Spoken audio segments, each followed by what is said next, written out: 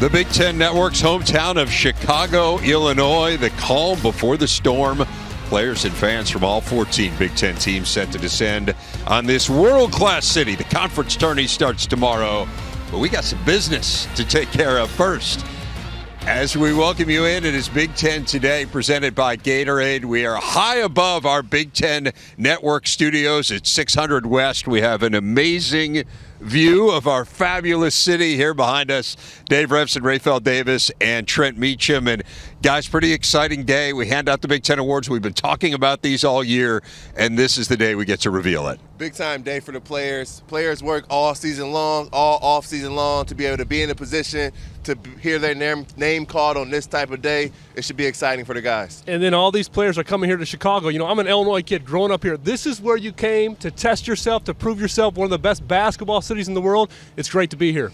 Well, let's dive into it with our big story. It is those Big Ten Awards. We're going to start with the first team All Big Ten. 7 players actually earned first team All Big Ten mention from either the coaches or the media. 4 of them made both teams. Trayce Jackson-Davis, Chris Murray, Zach Edey, and Jalen Pickett. Those 4 were all unanimous on the media team, but only Edey and Jackson-Davis were unanimous picks of the coaches. As for the other spot, the coaches went with Illinois' Terrence Shannon, while 2 players tied in the media vote, Michigan's Hunter Dickinson and Northwestern's Boo Buie.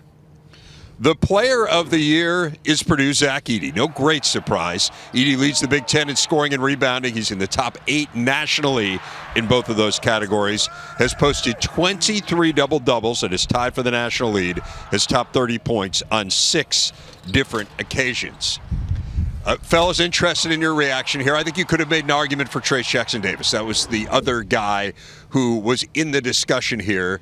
But I assume you're both comfortable with Zach Edey? Yeah, I'm 100% comfortable with Zach Edey. And I don't think it was much of an argument, because one thing you can't do with the Player of the Year award is just delete what Zach Edey did in November and December and the caliber of teams he was able to beating Gonzaga, beating Duke, outplaying high-level guys. So Zach Edey's had a dominant season all year long. He's gotten Purdue to the #1 team in the country, a top 5 team most of the season. And you think about it, you look at the teams, you look at the first team, and you look at it, there's only Zach Edey from Purdue. There's only Zach Edey that's making an impact that's at this conference type of level, and it's been big time all year long. Spoken like a Boilermaker, right? So, you know, we've had a lot of good players, dominant big men in this conference in recent years. I don't think any of them are more dominant, though, than Zach Edey. What he did, you know, on both ends of the floor, the attention that he commands, it's second to none. The space that he takes up, those freshman guards had such a great year because of Zach Edey. The ultimate security blanket, they play through him. I mean, and to think that he played under 20 minutes a game last year, over 30 minutes a game this year, stays out of foul trouble. His development is a testament to that coaching staff. Fabulous season, well-deserved honor for Zach Edey. Yeah, and again, we've talked a lot about the Ken Pom Player of the Year, which kind of just puts the numbers into it, just inputs a formula and says who's the best player in the country. He is #1 by a massive margin. And again, Trayce Jackson-Davis is 3rd on that list. I mean, any other year, Trayce Jackson-Davis would be Big Ten Player of the Year. Jalen Pickett might be. Jalen Pickett's 8th on that list and had a fantastic year as well. But Zach Edey's been incredible. He's the front runner for National Player of the Year as well. We're going to talk to him a little bit later in the show. I find the first team to be really interesting. I think we had this discussion all year where we said, you know, Chris Murray, Jalen Pickett, Trayce Jackson-Davis, and Zach Edey were the 4 that clearly were going to make the first team. And then we talked about, well, who would be the 5th? Would it be Boo Buie or Jameer Young? And the answer was Terrence Shannon, at least from the coach's point of view. Young didn't make either team, and then Hunter Dickinson makes the media team along with Buie.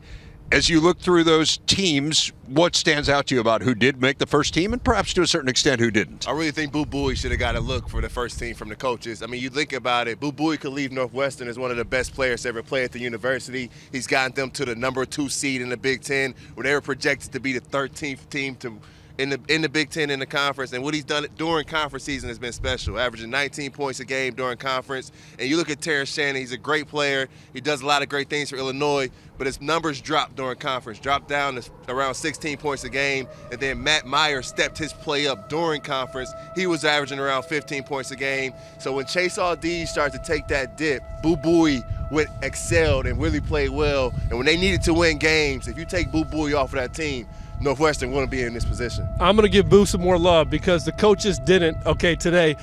We always knew he was talented. But what I learned this year, he's a winner. He's a great leader. I think one of the best things that could have happened to him was he didn't shoot the ball well. And that forced him to get in the paint, to not settle for threes. He got to the free throw line. And everything with Northwestern offense pretty much starts with him. But he's also turned into a great defensive player. So I thought his leadership this year just raised the level of the play. He is the number one reason why Northwestern is in the number 2 spot. Can't speak higher enough of Boo Buie in the season that he had. Yeah, I was a little surprised, I have to say, that he didn't make both first teams. But again, he made a first team. He can say, I am a first team All Big Ten player. And who knows, maybe that motivates him, especially since it was the coaches who didn't put him on that first team. Perhaps then he goes out and tries to prove them wrong. I don't think any of us really talked about Hunter Dickinson in that way. And that's not to say Hunter Dickinson isn't a great player. He's an All-American level player. This is a fabulous center. And again, like I think in any other year, if you didn't have Zach Edey, if you didn't have Trace Jackson-Davis, you would have been talking about Hunter Dickinson in that vein. Interesting that, again, the media saw him that way. I think it's tough when you think about putting Hunter Dickinson on the first team all Big Ten level. He's a great player. He does a lot of good things. He can put the ball in the basket. He passed it a lot better this season, but he's the third best guy at his position in his own league. You think about Zach Edey, you think about Trace Jackson-Davis, and then you think about Hunter Dickinson. I don't necessarily like to see a lot of big men on one first conference team. You have 3 centers on one team, kind of diminishes the value of that team, the competition level, the competitive edge.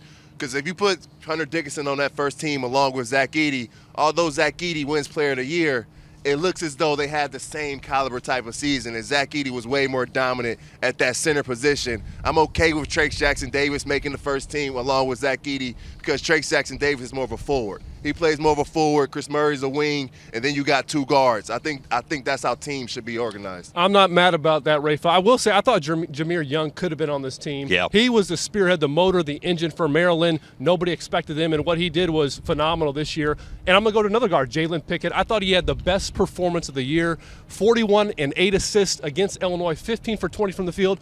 A lot of guys have a good feel for the game, can read the defense. He manipulates the defense. Yeah. He picks his spots. He forces the action and always makes the right play. I know, Rafael, you said yesterday you could have taken him. Here's the thing, though, with Jalen Pickett is he doesn't need, as a post-up player, he doesn't need someone to enter him the ball. Mm-hmm. He can do it off the bounce. He uses that Barkley dribble. He's the best I've seen since Jalen Brunson with that Barkley dribble, get into the paint, and then as a passer, leads the league in assists, 7 assists a game. I think that's where he really excels.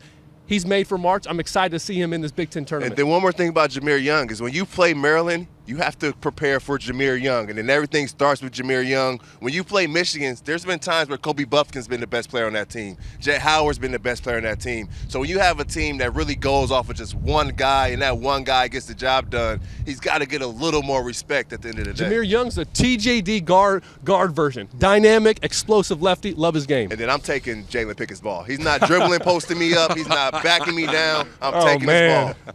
It's easy to say that when there's no way in the world that we can actually we can go see to United Center, play one-on-one. I'm going to take his ball 5 times out of 5. Oh, my goodness.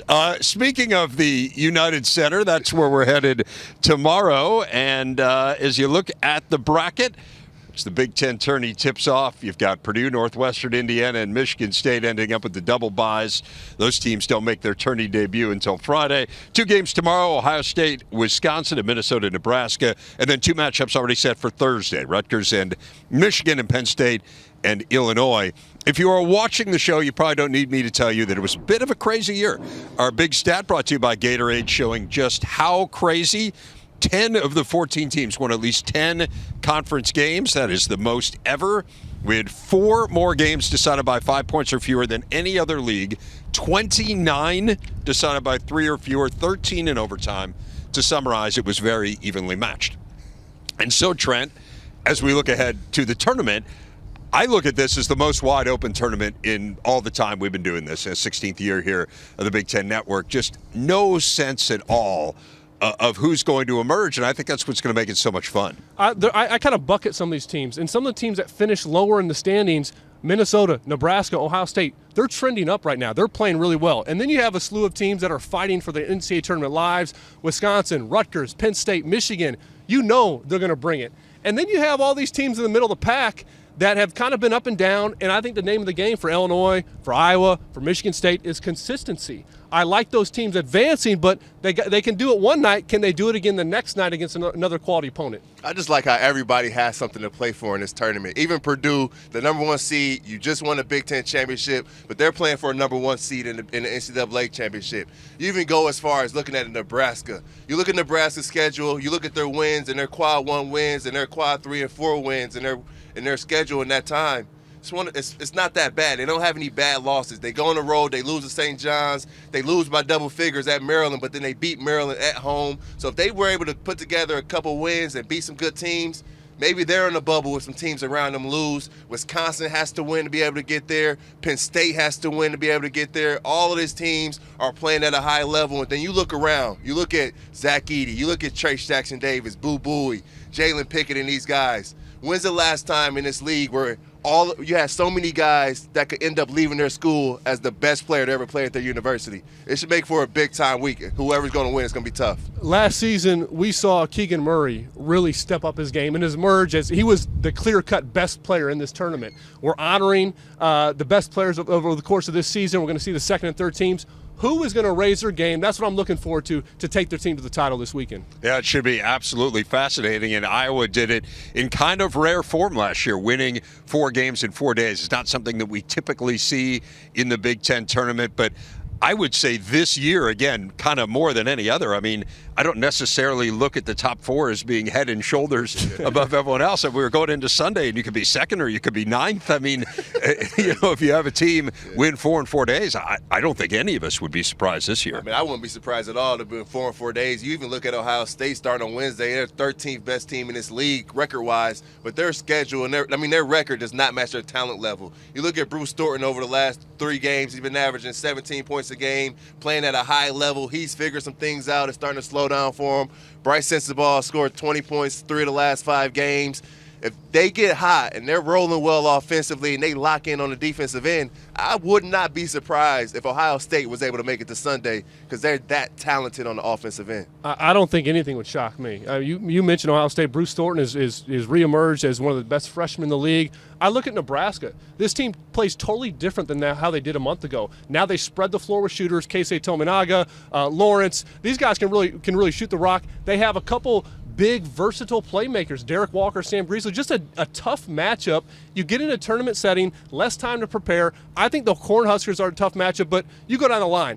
I don't think anything would surprise me this weekend. That's what's made this season fun. That's what's going to make this weekend really exciting. And the thing about it, too, the teams at the bottom of the league, they feel confident against the teams at the top of the league. You look at Nebraska, you look at Ohio State, they could have beaten Purdue, and they had those opportunities. I want to go on record as saying I'd be surprised if Ohio State makes it to Sunday. I don't know that I'd be as surprised if Nebraska makes it to Sunday. And it certainly wouldn't be shocked if either makes it to the weekend. I mean, I think it's eminently plausible. You look at 3 teams playing on Wednesday where, if they made a run, I think it would be surprising, but it wouldn't be shocking by any stretch. Back on Big Ten today, we're on the shores of Lake Michigan, the Hancock Center looming in the background. That is mere steps away from the downtown campus of Northwestern University.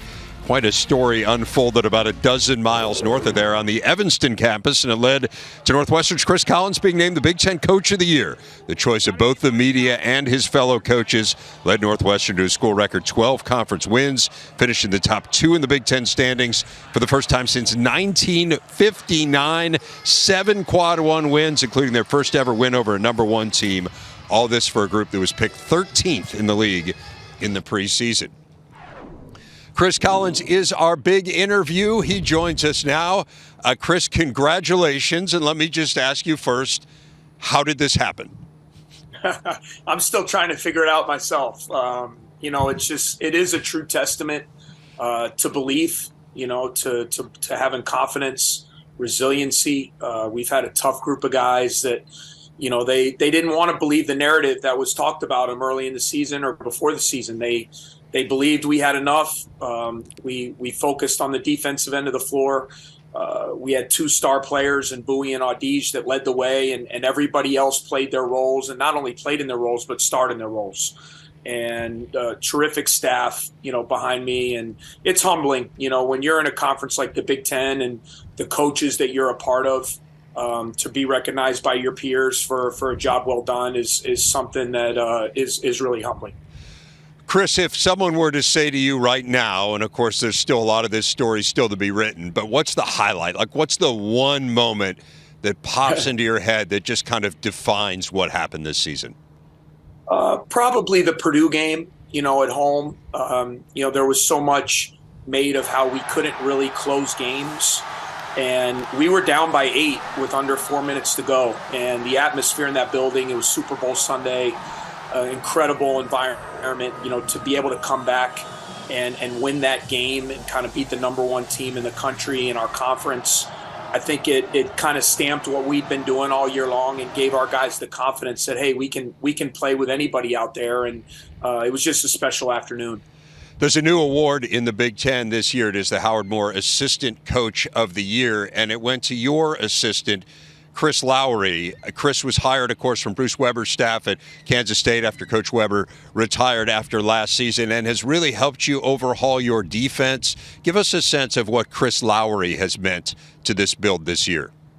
Oh, it's been an amazing addition to our staff. As I took a deep dive into where we were as a team, as a program, one of the things I realized is that we needed to get better in our toughness areas and also on the defensive end of the floor. And, everything I kind of wanted as I had a position available on my staff, he checked every box. And he's a high character guy. He's been a head coach. He's won at Southern Illinois. He's been with Coach Weber, who you guys know very well, one of the great coaches in our game. And he's come in here and just made an immediate impact with our players and helped us in a lot of ways and really helped me, someone who's been through it and been a head coach, and couldn't be more proud of him to win that award, especially named after someone like Howard and be the first winner. He's the perfect guy, to be the recipient of that award this year. Coach, the last time you guys made the NCAA tourney, it dropped off after that. You had 5 straight losing seasons, and of course this will be the first winning season since then. What did you learn from that experience that now, as you look to continue the upward trajectory of this program and head into an offseason and head into next year, that you might do differently or that you've learned that you won't repeat? Yeah, hopefully I've learned a lot. I was a young coach going through it for the first time, and Dave, how euphoric everyone was. Us getting to the tournament was probably the equivalent of a lot of programs winning a national championship or going to a Final Four. And, I think we all kind of let our foot off the gas pedal a little bit, me included, lost our edge a little bit, the things that made us good, the things we valued as we got good during those couple years as in a build-up. And it doesn't take much in this league, to take a little bit of a dip. We were forced into a position where we had to completely rebuild, and we've worked incredibly hard over the last 4 years with this group to get it back to this level. And we're going to draw upon those experiences. And, my goal is to keep this thing going at a high level and keep us competitive and in the mix. And hopefully our experiences and what we went through the past time will really help us as we move forward. One of the things that's been really cool is the enthusiasm around the program, particularly from the students, but Welsh Ryan Arena in general has just been so electric this year. You've got the Big Ten tourney in Chicago. What does it mean to have the potential of some really good support as you look to make this postseason run? Yeah, I hope we see a lot of purple in the building on Friday night. I just think it's going to be an electric atmosphere in the United Center. Our students have been amazing, and it's what I've always hoped and dreamed when I first got here. I always felt Welsh Ryan had the ability to be one of those great atmospheres, the intimacy of it, the students right on top of the court, and they've shown out in a big way for us this year. And being in Chicago this weekend, it'd be great, if we could get them down there and give us the energy, because our players really thrive off that, and it's been really fun to see the fan support for this team grow as we've gotten better. Chris, I'm going to ask you one more here. I know your dad is so important to you. He was your mentor and your first coach as a basketball player. He, of course, was an incredible player, the first overall pick in the NBA draft. He was a great coach in his own right. He's been a fabulous broadcaster. That being said, your dad never won NBA Coach of the Year. You can make an argument. He should have a couple times. He was certainly in the discussion. But will you lord this over him now that you have a Coach of the Year honor and he does not? Absolutely not, because I would not be where I am without just everything I've learned from him. The main things were really just watching him. It wasn't him directly coaching me. It was just going to his practices, watching him coach his teams in the NBA as I was old enough to understand what was going on. And then, the best times were just sitting at home on the couch watching games together. I had like the best analyst in the world explaining to me what was going on as we watched games at home. And it's really the basis of how I learned the game. And obviously, this is a family award too. So I know he's super proud. He taught you well. Chris Collins, congratulations. Big Ten Coach of the Year. We'll see you here in a few days in Chicago. Thanks, guys. Collins, the first Northwestern coach to win Big Ten Coach of the Year since his predecessor, Bill Carmody, did it 19 years ago. As we continue here from Chicago, Dave Revson, Raphael Davis, and Trent Meacham. Pretty compelling story. Team that was picked 13th, finishing second. I think you can make a case for Matt Painter as well. It seems to me that was kind of the debate here. What do you guys make of the selection? I think this is the right selection. Coach Collins, they've had an unbelievable year. To be picked 13th in the league and then to go out and finish second, get a double bye. I mean, if you go back to last season in the Big Ten tournament, the way Northwestern ended their season against Iowa, just got the doors ran off of them. And then to get those guys to come back, but not only to get Boo Buie and Chase Aldige to come back, but to get the guys to buy in. I think Northwestern has the best buy-in across the country, maybe even the country. You think about Boo Buie and Chase Aldige, the steps they made on both ends, but then you got Nicholson, you got Martelli, you got Brooks Barnheiser, who's turned into a great player. Like Coach said, they are stars in their role. And at this point in basketball, it's tough to get kids or players to understand you could be valuable at being a star in your role. And buy-in is a big part of coaching, and Coach has got that done. There's a few reasons why I think Chris Collins was the clear-cut choice, the right choice. One is, A1 for a coach is the staff. I like the young staff of Bryant McIntosh, Taylor Battle. You think about them mentoring Bowie and Aldige, and then Chris Lowry coming in. I played for Bruce Weber. I know that the defensive mindset that Lowry brought in totally changed their identity. And then, he talked about starting in your role. No team in the country played to their strengths better than Northwestern. Yep. Finally, I'd say the development of players throughout the course of the season. You see Brooks Barnheiser, the best example. He's grown leaps and bounds from November to March. They're a dangerous team here in March, and Coach Collins deserves all the credit. I think Matt Nicholson's gotten significantly better. I think Titus Verhoeven's gotten a lot better as well. Again, guys kind of figuring out this is what my role is. And I do think it's a huge credit to someone when you're 10 years into doing a job and you look yourself in the mirror and say, we need to do something different here. We even saw it with John Beilein when he was in Michigan, right? When John Beilein said, hey, I don't have the defense that I want to have, and so I'm going to find someone to run that defense. This is a different case. Obviously, Beilein had a lot of success going up to that point. But again, to kind of overhaul your team, to have the self-awareness to do it, and then to pick the right person. It's easy to say, we're going to do this differently, but to get the right guy. Again, hats off to Matt Painter. I mean, you lose 4 guys who started more than half your games the year before, and you're number 1 in the country on 2 different occasions. That says a lot, and he did a fabulous job. But 13th to second, you got to hand it to Collins, no doubt about it. We talked about that defensive overhaul for Northwestern. It earned Chase Aldige the co-Big Ten Defensive Player of the Year honors. Aldige second in the conference in steals, had a fabulous season, a second-team All-Big Ten pick, as we talked about. He shares the award with Rutgers' Caleb McConnell. It was a tie in the voting, so they both earned the distinction. Second straight year McConnell's won it. First to pull off that double since Purdue's Kenny Lowe, just the 4th ever to do it. McConnell first in the Big Ten in steals, just ahead of Aldige. The rest of the all-defensive team is made up of big men: Trace Jackson-Davis, Zach Edey, Cliff Amori.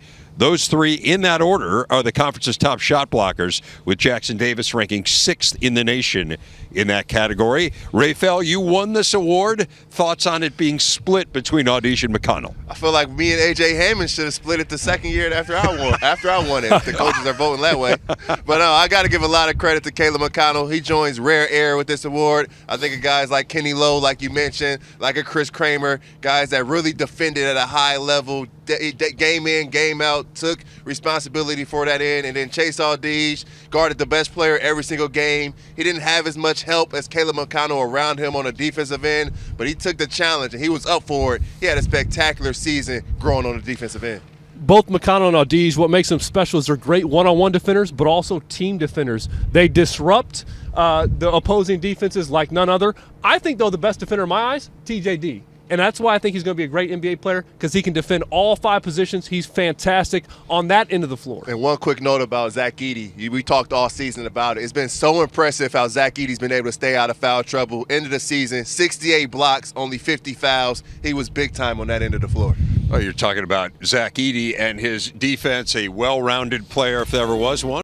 Back on Big Ten today, the powerful skyline of Chicago, dominated by the building true Chicagoans still affectionately refer to as the Sears Tower, what was once the world's tallest building. And speaking of tall, in case you're just joining us or in case you just have a really bad memory, Purdue's Zach Edey, the Big Ten Player of the Year. He's the 5th Boilermaker to win that award, first since the late Caleb Swanigan 6 years ago. The numbers are remarkable with Edey, averaging better than 21 points and 12 boards per game. The only other power conference players to pull that off in the last 30 years, Blake Griffin and Michael Beasley. Big Ten Player of the Year, Zach Edey, joins us now. Zach, congratulations on this honor. What does it mean to be awarded Big Ten Player of the Year? It's great. It's an honor. You just mentioned those names that I'm on the list with. You mentioned with Caleb Swanigan, especially kind of with what this season kind of meant towards him. It's a great honor. You work for it all the time. Individual athletes are always super cool, but we always see, as a team, still have many more goals in front of us. There was a sense, I think, among a lot of us that this was going to come down to either you or Trayce Jackson-Davis. You guys have gone head-to-head a couple times. What stands out to you about Trayce and the season he had? Yeah, he's a great player. He's worked on his game. I play against him every year for the last 3 years, twice a year. So he's a great player, a lot of respect for him. I knew kind of the race, obviously, was between me and him. I was fine with either result, but I'm very grateful that I ended up winning the award. Your story is just amazing to me, Zach, and it's been told. I mean, anyone who follows college basketball in any way knows you're the 429th ranked recruit in the country. You average 4 points a game your senior year in high school, and now here you are just a few years later being named the Big Ten Coach of the Year, or a Player of the Year, I should say. What does it mean to you when you kind of think back to where you've been and where you are now? What stands out along the way in that journey?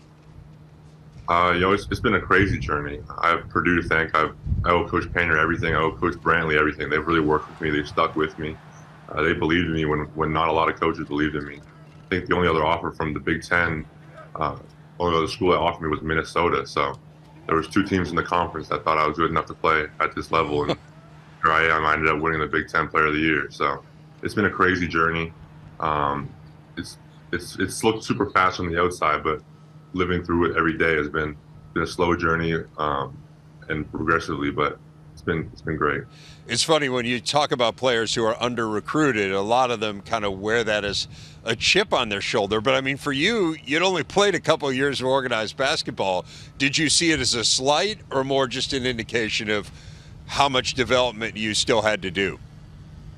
I definitely took it as a little bit of a slight. I played at IMG Academy. I had tons of high major coaches come in to watch a bunch of my teammates, and none of them even wanted to really look at me. So I took that as a little bit of a slight. Put it as a chip on my shoulder, and here I am now. You picked up basketball on a lark. Again, as has been documented, you were a hockey player and a baseball player. You were kind of looking for something else to do and started playing basketball after resisting it for many years. At what point did you kind of have a shift and say, this is what I want to do and this is something I can be good at? I would say kind of almost as soon as I picked up basketball, I kind of knew this was something I wanted to do. I knew it was something I could be really good at. The way it kind of my situation unfolded, basketball was the only focus as soon as I started playing it, basically. Within a year of me picking up a basketball, I went to America to do high school in the United States. So I kind of knew from the jump that this was going to be something I really wanted to do. It's going to be something I could have a future in, and I kind of really dedicated myself to it. Zach, what's the best part of being 7'4"? Basketball for sure. Basketball's a lot of fun when you're 7'4". What's the worst part? Doorways. I hit my head on too many doorways. Yeah, some of us don't have that problem. You are a creature of habit. Discuss for people your pregame routine, because I find it fascinating. Yeah, so the day before, I'll always have sushi. After a shoot around on the day, I'll always make sure to get my shots up. I take about 150 hook shots before the game. Y'all go into the game. I'll eat the same foods. Like there's this thing called honey stingers. I'll eat them, like these little like energy chews almost. I'll eat those. I do layup lines the same way. Like I'll do a two-handed dunk, one-handed dunk, and then a hook shot, and then I'll go to the other side, two-handed dunk, one-handed dunk, hook shot. Like I've had the same kind of routine ever since I'm a freshman year because, yeah, I guess I kind of am like a big person on habit. Well, I think it's fair to say it's worked out for you. You are, of course, from Canada. As you probably know, the inventor of the game, James Naismith, is Canadian as well. The National Player of the Year award, or at least one of them, is named after him, the Naismith Award. It's been handed out since 1969. No Canadian has ever won it. What would it mean to you to win that award named after your countryman? It'd be an honor. It's kind of crazy that no Canadians ever won it, considering the talent that we've had from Canada in college. So kind of be able to be the first player to do anything is always great. Being able to represent my country kind of on that stage and show people back in Canada that like you can do this, you can come to America and really, really dominate in the college scene. So it would be a great honor. Zach, you can come back next year and play another year. What will factor into that decision? There's a lot of things. Kind of depends how the season ends. Depends how what my situation, what my draft stock's looking like. Depends on what situation I'll be going into. I'm not setting any decision right now. I have no clue what I'm going to be doing in a few months. I'm just focused on the next game. I'm focused on the Big Ten tournament. Then I'm going to focus on the March Madness and kind of however that unfolds is how it's going to unfold. And then after all that's done, that's when I'll focus on my decision. Well, let's wrap things up then by looking ahead to the postseason. You guys have been number one on a couple of different occasions this year, but you've lost 4 of 8 here entering the Big Ten tournament. What do you look at and think this is what we need to do better to kind of get to that point where you were earlier in the year? I don't think there's anything. I think we're the same team we always have been. I think we might have struggled recently, but we got the same guys on our team. We got everything that we need to be a really, really good team and make a really good run. We just kind of got to really lock in on the stuff that we need to do. We need to just play our game. And I think at the end of the day, over the season, you've seen our game has really worked. Well, Zach, always a pleasure to talk to you. Congratulations on what's been a great season to this point. And, of course, we look forward to seeing you here in Chicago in just a few days. Big Ten Player of the Year, Zach Edey. Congratulations. Thank you. Indiana's Jalen Hood-Schifino named the Big Ten Freshman of the Year by both the coaches and the media. Hood-Schifino thrust into the point guard spot when Xavier Johnson went out with a foot injury. Fair to say it's gone well. He's the 12th leading scorer in the Big Ten in conference play, also 11th in assists. Hood-Schifino's gone over 30 points twice, including a 35-point outburst in the Hoosiers' road win over Purdue less than 2 weeks ago. He is joined on the all-freshman team by Bryce Sensabaugh, the leading freshman scorer in the league, as well as Jett Howard, Braden Smith, and Connor Esigian. Hood-Schifino, the first Hoosier to be named Freshman of the Year in the league since Noah Vonleh 9 years ago. And as we look at this trend, I think for a long time we thought this was going to be Bryce Sensabaugh's award. This kind of feels to me like a couple things. First of all, Hood-Schifino got better and better as the year went on. But I also think there's a little bit of a to the victor goes the spoils. And Indiana just had a better season than Ohio State. And so you could certainly justify it in that way. It's one thing to put up numbers on a losing team. It's a whole different thing to do that when your team's competing for a Big Ten title. I thought this was the clear favorite. I think the coaches got this right for the whole freshman team. Jalen Hood-Schifino, just his progression from the beginning of the season to the end, his leadership, his moments in the clutch, just recently against Michigan, that 3 to tie it at the end. Yeah. 14 for 24 for 35 points against Purdue was one of the best freshman performances I've seen in years. This is an NBA player. He's got an NBA body. He's ready for the next level right now. It's been fun to see him emerge this season.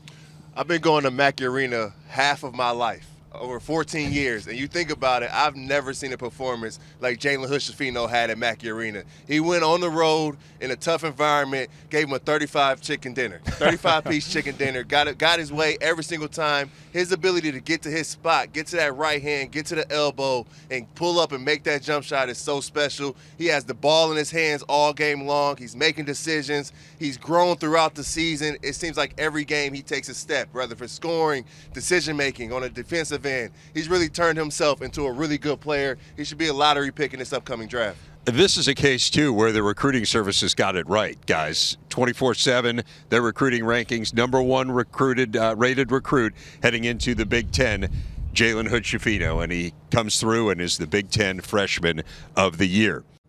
Back in Chicago, the Bean, less than 20 years old, but already one of the iconic sights of the city, down in Millennium Park, a few miles from our Big Ten Network studios.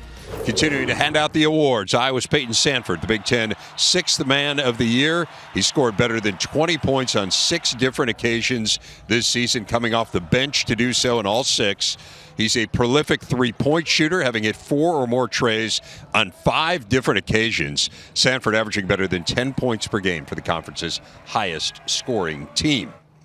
Second team All-Big Ten. These are the players who did not get named to either of the first teams. Some names we've already mentioned, including Jalen Hood-Schifino, Cliff Amori, Chase Audige, Jameer Young, a second-team pick of both the coaches and media. Again, there had been some thought he might be a first-teamer. Tyson Walker, Derek Walker also getting second-team recognition. So, Raphael, who stands out in that group?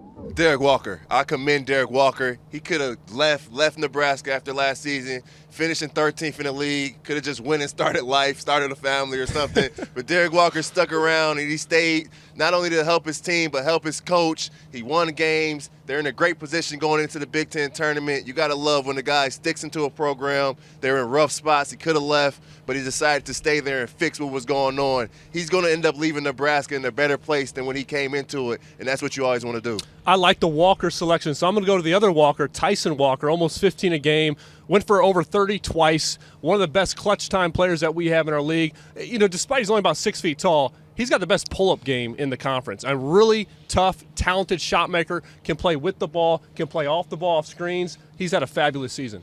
You think about Tyson Walker in that MLK Day game against Purdue.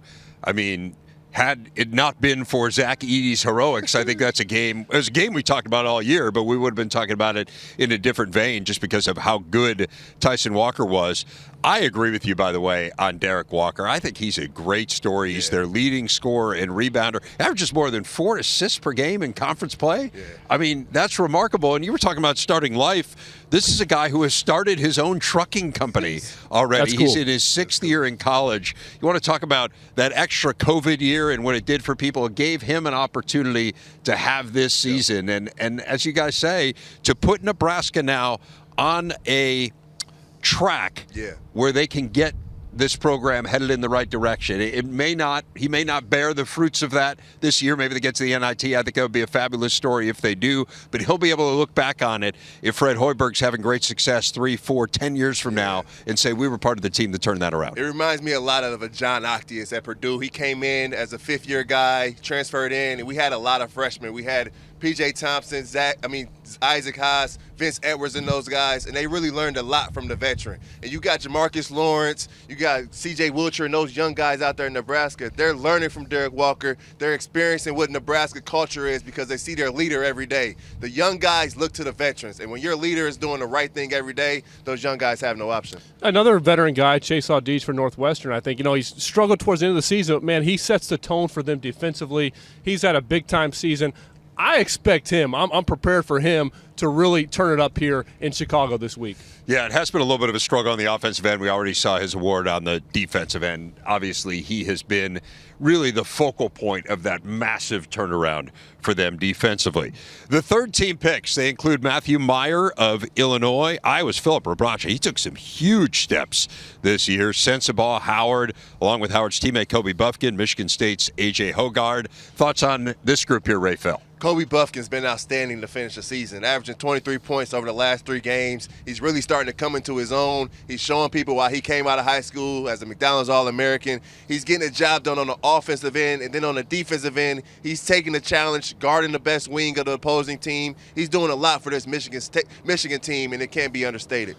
Buffkin's got a little Jalen Rose, another Michigan guard to his game, lefty, smooth player. I like A.J. Hoggard. Over 18 and 7 assists a game the last 4 games. He's turned it up at the right time. Combined with Tyson Walker, that's a dynamic backcourt. Congratulations to all who are honored today. The honorable mention picks, by the way, are on Big10.org. Big Ten tourney tips off on Wednesday. Don't forget the first 10 games. Every game of the first 3 days of the tournament is here on the Big Ten Network. Our coverage starts on Wednesday. The tip-off show live from the United Center. Get going at 6 Eastern, leading up to the game between Ohio State and Wisconsin. We talk about the matchups that you guys are excited to see of the ones that are already set, and I know that's the one that jumps out at you, Raphael. Yeah, because Wisconsin has to win this game. If they want to go to the NCAA tournament and go dancing, they've got to win this game, and I think it's all about their approach. I think they got to continue to ride Steven Crowell and Tyler Wall inside. At Minnesota, 42 points, 14 rebounds, 17 and 24 from the field, shot 9 free throws. In that game, Wisconsin was plus 14 in the paint, plus 4 on the glass, scored 48 or 71 points inside. I know I'm repeating myself a lot, but go inside, go through the big fellas, and hope for good results. I would agree with Coach Davis in terms of that game plan for Wisconsin. Here's the thing, though. Ohio State has nothing to lose. Wisconsin has everything to lose in this game right here. And I look at just from a talent perspective, I think Ohio State's more talented. I think they're a very dangerous team in this tournament. This is going to be a fantastic start to this tournament. There's no doubt it is an enormous game, as you said. Wisconsin has to win the game. Mike DeCourcy has them at the very bottom of his bracket as of Tuesday, playing in Dayton. So if you don't win that game, you're probably going to fall out of the tourney. It's the worst seed for both of those teams in the history of this Big Ten tournament. We'll see who's able to move out of it. So that's one of the 4 games that's set. What about of the other 3? Which is the one that jumps out at you? They're all going to be good, but I'm going to the first game on Thursday, Rutgers and Michigan. Both teams playing for their NCAA tournament lives. These teams just met. Michigan got a win on the road by 13 after Rutgers jumped out to a great start. The backcourt of Michigan, Buffkin and McDaniel combined for 30 points and 8 steals. They controlled that game. I think Michigan is peaking at the right time. They just got to learn to close out games. And I think for Rutgers, they got to find a way to get Paul Mulcahy going, feeling good about himself. Last 6 games, he's really struggled. Hasn't been in double figures, only averaging 5 points a game on 26% from the field. He's got to feel good about it, take Doug McDaniel into the post, get baskets at the rim. Caleb McConnell's got to get going. But then Kobe Buffkin, he's been balling. So Caleb McConnell's got to take that assignment, try to take him out of the game. Paul Mulcahy's got to use his experience and try to take Doug McDaniel out of the game. It should be a great one. Michigan's got more weapons. They got more weapons offensively. Again, I think it comes down to closing out games, and I want to see them put the ball in Kobe Buffkin's hands, maybe 2-man game with Dickinson's. That's what I want to see them doing down the stretch. That's been their issue all season. And you talk about enormous stakes, and you guys were saying it. For Michigan, they've probably got to win a couple. Yes. I mean, if you win that game, the next game's Purdue. Yeah. So if you win that game, right, then you'd say, all right, I mean, a team that's probably 4 or 5 out of the dance right now, according to most of these prognosticators. You win those 2, probably get yourself in. Rutgers in a tough spot, fellas, just because of the Mawot Mag situation. They're 2-6 without him. They're an 11 seed, according to Mike DeCourcy, on Tuesday. You lose this game, you may end up in Dayton. They need some momentum, too. Yeah, absolutely. You just got to play better, and it really does start on the offensive end. So we'll see if they're able to get things going, and maybe Mulcahy is that spark they're looking for. Again, should be great at the United Center starting tomorrow. We got a huge day, another Big Ten today from up here on the rooftop. Andy Katz, Trey Demps are going to be with me. Then we head over to the UC for day 1 of the tourney. We will see you then. Thanks so much for watching us here on Big Ten Today.